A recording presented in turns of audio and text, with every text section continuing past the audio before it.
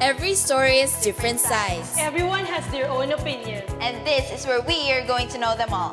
Good morning, Tamashans. I am Olga Salamanca. And I am Zorian Lim. Join us as we see the bigger picture here on Real Talk.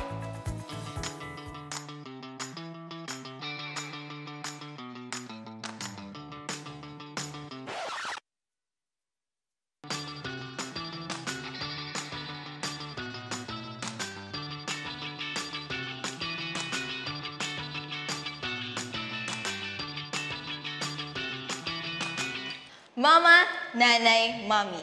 Ilan lang yan sa pantawag natin sa unang taong nagmahal at nag-aruga sa atin, ang ating ina. Hindi naman talaga natin maikakaila na mother knows best. Kaya naman meron talagang mga taong sadyang malalapit sa kanilang nanay. Tama ka dyan, Zorian. Pero today, ating malalaman kung may double standards nga bang nangyayari between mama's boys and daddy's girls. From pornography to chivalry, ngayon mama's boy naman. Pero in fairness, sa lahat ng topics natin dito sa Real Talk, ito yung closest to the heart. I agree, Zorian. Siyempre, iba'y nararamdaman natin kung nanay yung pag-uusapan natin. Lalo na kung mama's boy ka or mama's girl ka. Naku, mukhang mahaba-habang usapan na naman to at maraming makaka-relate sa topic natin ngayon. And I'm sure excited na rin ang ating mga viewers for today's discussion. To share us their insights and opinions, let us welcome our ABS-C President, Mr. John Dominic Castro. Also joining us here today is our very own Miss AB 2014-2015, the very beautiful Miss Clarice Bernardo. Welcome to the show, Miss Clarice. Let's start with you, Mr. Do. Kano po kayo ka-close sa mother niyo? Siguro, madidescribe ko siya as super close kasi talagang since grade school, kasi very close ako kasi very, siya, mapag-aruga and talagang binabantayan niya ako in every academic achievement or every academic endeavor that I'm going to dwell into. Kaya masasabi ko talaga that my relationship with my mother is really something really close to my heart and something really special. Ayan, paano niyo naman hinahandle yung reaction ng mga tao kapag nakikita nila sobrang close kayo sa inyo? Actually, I don't see that as a problem. Kasi being close to your mom, I think, is already a privilege na. Sabi ko nga, when I always check Facebook and I'm going to see posts about wishing that I have to spend another lifetime with my mom, I'm going to ask for that opportunity. Kasi sabi ko nga, ilan lang kami sigurong mga lalaki na gustong mas malapit pa sa mga nanay nila kasi sila yung mas nakakaintindi sa amin. How about you, Miss Clarice? What's your view on mama's boys? For me naman, there would always be two sides of the coin, the positive perspective and the negative. So dun sa positive, when we say kasi the mama's boy, they're very close association to their mom. And sabi nga nila, if you want to know how a guy would treat you, look at how they treat the girls closest to their heart. So how they treat their mothers and their sisters. So the negative naman, yung excessively attached kasi, medyo negative yun kasi independence. Narinig natin ang ilan sa opinion ng guest. Tingnan naman natin kung ano ang masasabi ng iba. Abangan yan sa pagbabalik ng Real Talk.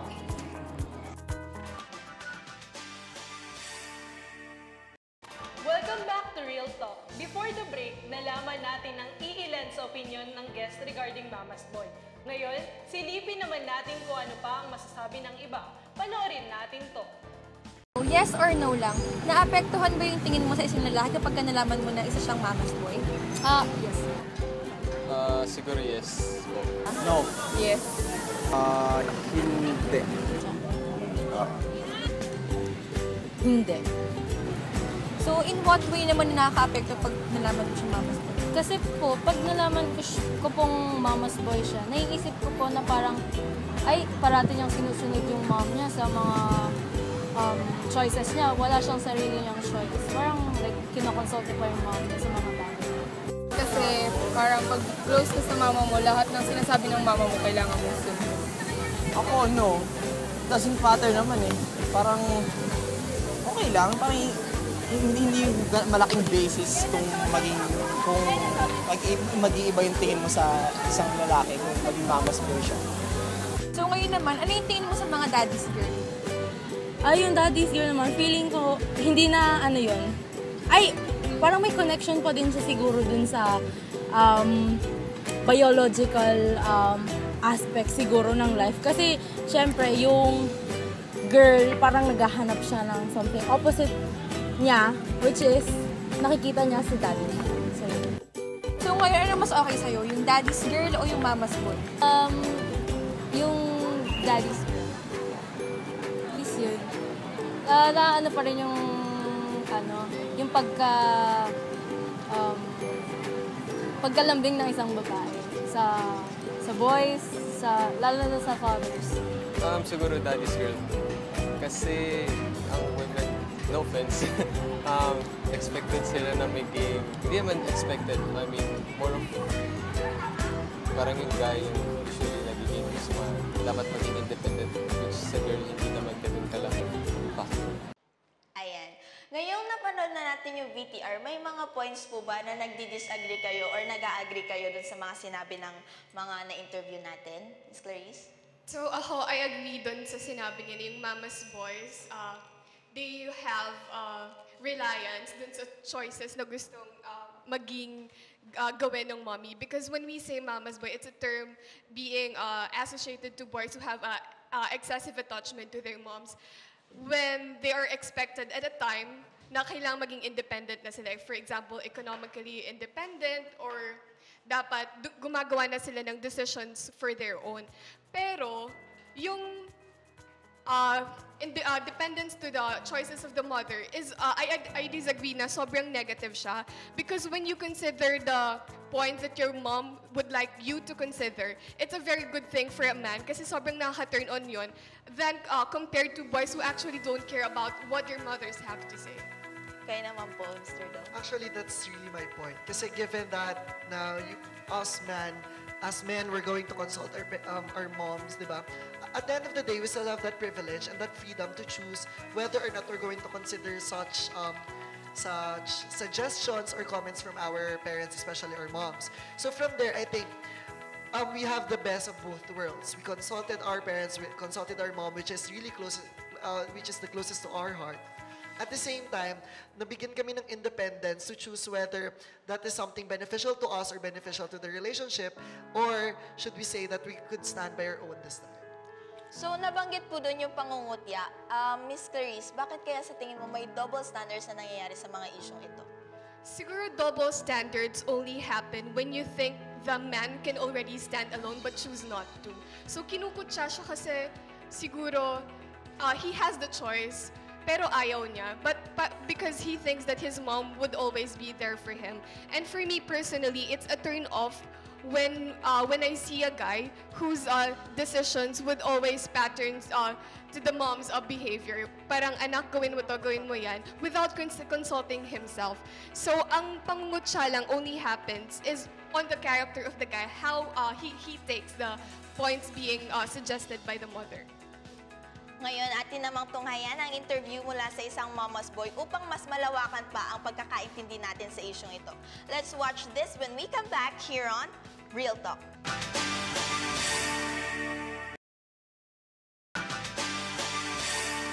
Atin namang tunghayan ang interview ng isang mama's boy at upang mas maintindihan pa nga natin ang issue ito at hindi makakapanayam ang isang expert. Let's watch this. So first of all, close ba kayo ng mother mo? Well, depende kung anong definition ng close.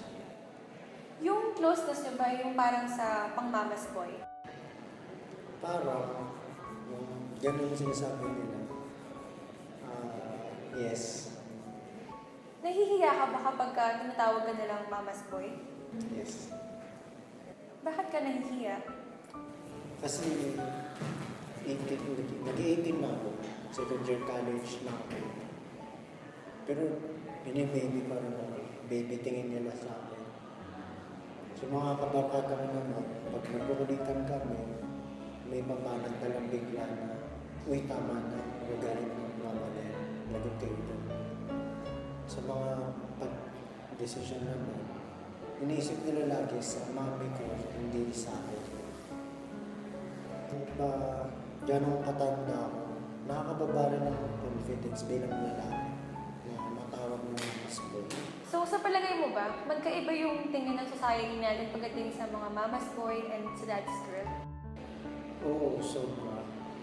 Kasi pagka daddy's girl, wala lang. Okay lang siya. Normal, cute. Wala ka naman nakita kinakasal na daddy's girl.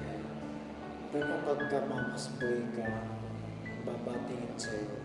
So, bilang isang, sabihin nating mama's boy, no? Ano yung gusto mong iparating sa mga tao na hindi maganda ang tingin sa mga mama's boy? Sasabi ko lang, ang unfair kasi bago na ang tingin sa mama's boy. Dati kasi pagka mama's boy ka, wala lang, mahal mo lang mama mo, mabuting anak at masunurin ka. Pero ngayon, tingin mo na sa mama's boy, sobrang dependent ka, mahina ka pag wala mama mo. Parang pag wala yung mama mo, wala ka.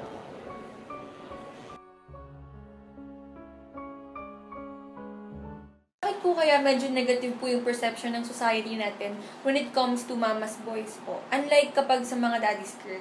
Kasi ang pag sinabi mong lalaki para sa mga Pilipino, dapat ikaw ay independent, dapat ikaw ay may sariling paninindigan. Sa perception ng mga Pilipino, pag ikaw ay mama's boy, wala ka ng mga katangian yon. Okay? Kasi pag sinabi mong mama's boy, ang connotation niyan, yung hindi ka, sunod ka lang ng sunod sa nanay mo. Yung hindi ka marunong magdesisyon para sa sarili mo, lagi mo ikukonsulta yung nanay mo. Kasi pag sinabi mong mama's boy, ito yung nakalakihan natin na lagusunod si nanay, hindi mo makakilos nang wala si nanay, lahat, si mami, o kaya si mama. Tapos sa babae naman, bakit naman yung pag sinabi mo na daddy's girl, cute? Pag nakita mo na, ang close nilang mag-ama, parang ang gandang tignan. Kasi napapakita dito yung ehemplo ng pagiging mabuting ama na dapat mapagkalinga, higit lalo na sa anak na babae.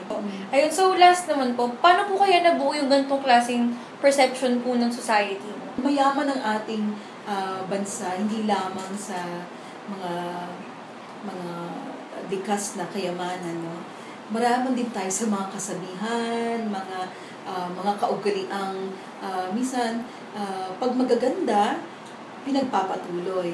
Minsan may mga hindi nga magaganda, pero pinaniniwalaan pa rin because the society is evolving, growing, nag-iiba ang pananaw. So nanggaling ito sa mga noon-noon pa, nakita natin na, mama's boy, dati nga ang binubuli mama's boy. Pero pag ikaw naman ay papa's girl or daddy's girl, ay, untouchable ka. Kasi takot sila because daddy is there at your back. So ang bottom line lang lagi ay, ako ba ay papa's girl or mama's boy? Depende sa definisyon mo. Pero kung tulad ng dati, hindi talaga tanggap ng lipunan sapagkat hindi ka magiging isang produktibong mamamayan dahil lagi kang nakasandal sa ibang tao. Ayan, napanood natin yung video ng case study. Ano po yung masasabi niyo sa napanood niyo? Were there similar experiences po ba, Mr. Dom?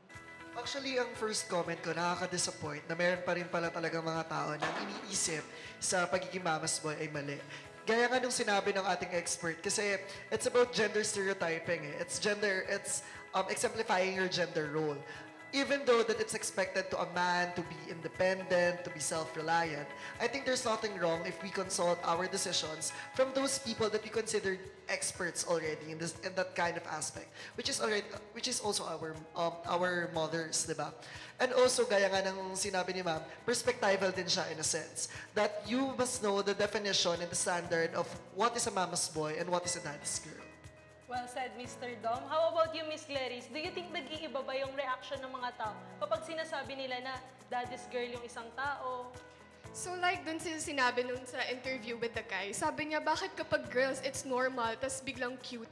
Like for me kasi, I'm a daddy's girl, and yung mga naging interest ko growing up, I like wrestlings, I like guns. So parang guys think of that as something cool because yung double standards na doon kasi when you look at guys playing Barbie dolls and things that are for girls, bakla ganyan. But when girls do things na panlalaki, this girl is cool. This girl is good girlfriend material kasi alam natin na magja-drive yung interest ng guy and dun sa daddy's girl. So nag-iiba ba kapag daddy's girl? Siguro dun lang sa point na mas gustong i-respect nung guy, yung babae, in the sense na, this girl is well loved by his dad. Naalagaan to. So, yung guy will pursue the girl in a way na alam niyang hindi niya i-disappoint kung paano siya ni-raise nung daddy niya. Miss Clarice, na-experience niyo na ba yung, kunwari may nanligaw sa inyo, tapos natakot siya sa daddy niyo? Na-experience? Well, of course there are, especially my dad and hindi lang my dad, and almost all parents will always look after what's best for the girl, especially when it's the daughter. As for me, I'm the eldest girl. So natakot, hindi naman. It's just that they would want ano ba yung standards ng daddy ko. And of course, if a guy would really love you for who you are and how you were raised, i-consider niya kung ano yung gusto ng dad for the girl. Ayan, lagi nga ginagamit yung terms na mama's boys and daddy's girls, no? Bakit kaya sa tingin nyo may nangyayaring, bakit kaya sa tingin nyo ay mas malapit ang mga kalalakihan sa kanilang mga nanay? Siguro ako personally, mas malapit yung mga lalaki sa nanay nila. Kasi first, yun nga di ba merong ego, tapos pagtatanong mo yan sa dad mo, ang sasabihin talaga ng dad mo, ano ba yan? Hindi mo ba yan kaya mag-isa and all? So, ang lalaki ngayon, nahihiya na mapagsabihan siya ng kapwa niya lalaki. So, the tendency now is to consult your mom, which, di ba kasi yung mom natin is very accepting, very welcoming, na kahit anong concern natin or gusto nating malaman, talagang i-address niya yan, hindi dahil anak kanyang lalaki, but because anak ka niya. And gusto niyang turuan ka at wag niyang hayaan na baka maulit sa kanya kung ano man yung ginagawa ng dad mo or para siguraduhin niya na you'll treat women well. Ayan, napakagandang point galing kay Mr. Dom. Miss Clarice? So para sa akin naman, it has to do with the complementary relationship. So syempre yung guy, so masculine. They do not want themselves being caught na umiiyak. So when this mom comes na sobrang comforting, sobrang loving, feeling niya na susuffice yung need niya ng comfort. So, nako-complement yung pagiging masculine ng anak. So, there comes the mom saying na, anak, okay lang yan, I'm here for you. So, it has to do with a complementary relationship. Kasi this is the closest girl you have in life. If you have a sister, minsan may ilangan kasi when you have age gap, may iba kayong interest. But your mom who knows you best, and siya yung nagsilang sa'yo from childhood to what you are now, alam niyo yung history mo. So, kung sino yung mas nakakaintindi sa'yo, it complements the things that you need as a guy. Ayan, nakita naman natin na nasagot talaga yung mga katanungan ng audience kung may nangyayari bang double standard sa lipunan. True enough, it exists, pero hindi lang natin gaanong napapansin kasi nga, nakasanayan na natin to. Ayan, tama ka dyan, Zarian. Actually, from first episode pa lang, marami na tayong natututunan sa show na to. From chivalry to pornography, lahat yan, na-cover na ng Real Talk. Kaya, marami na tayong points from sa show na ito. Kaya naman, before we end, we would just like to thank our guests for joining us today. Thank you po. Ang dami naming natutunan sa inyo. Thank you. But sad to say, we have to bid each other goodbye. Pero hindi pa dyan nagtatapos ang lahat. For more updates on our upcoming shows, follow us on Twitter and like us on our Facebook page. Once again, this has been Zarian Lim. And this is Olga Salamanca. Thank you for joining us as you see the bigger picture here on Real Talk.